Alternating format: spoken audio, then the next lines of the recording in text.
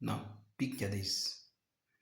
For 3 months and 11 days, leaders from 13 European countries and the United States sat somewhere in Berlin, Germany, and decided the fate of Africa. This was between 15th November 1884 to 26th February 1885. And this was known as the famous Berlin Conference, which lasted for 3 months and 11 days. During this period, these leaders from 14 nations made some resolutions, and these resolutions were targeting Africa. They sat down during this period to divide Africa among themselves, and the leaders of that conference included Germany, which was the organizer, Great Britain, Portugal, and France. During this period, these leaders decided to divide Africa among themselves. Spain got its share in Equatorial Guinea. Italy got its share. Germany the same, Britain the same, and France the same.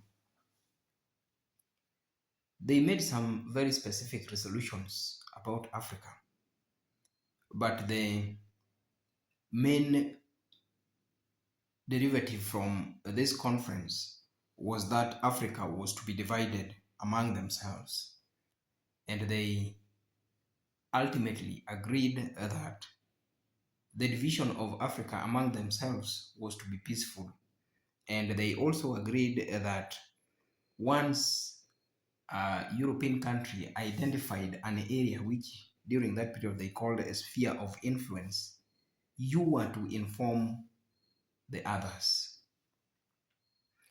When I was starting this conversation, I said that leaders from 14 countries, 14, 14 countries, decided the fate of Africa. And until now, currently we have 54 African countries, which can sometimes be estimated at 55. We have 55, let me say 55 African countries. These countries are sovereign. That means that they have different governance systems. They have presidents, and they have autonomous governance structures. Leaders from these countries make their own decisions, and sometimes they converge in the so-called African Union Conference, where they discuss the future and the currents of Africa. I have a question for these 54 African presidents or 55 African presidents.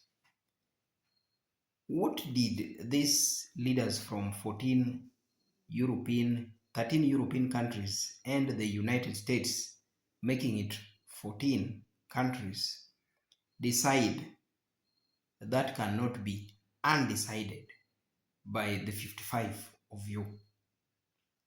Muammar Gaddafi died speaking about African unity.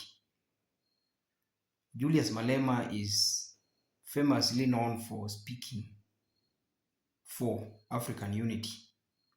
Ibrahim Traore is echoing African unity. Thomas Sankara died while talking about African unity. Kwame Nkrumah died while speaking about African unity.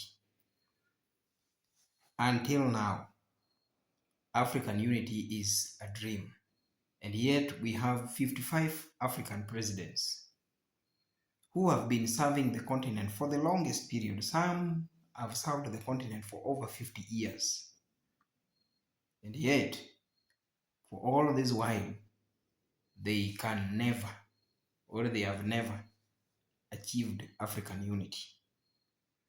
they have never made a single resolution that may drive the continent forward. Remember, the 14 nations that I mentioned sat for only 3 months and 11 days, and they made a decision that decided the fate of Africa. What can't these 55 African presidents do? That is my big question tonight. What these 14 presidents decided between 1884 to 1885, can the current African presidents, the 55 of them, undecide or overturn the decisions that were made?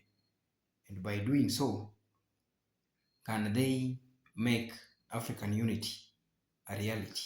That is my big question.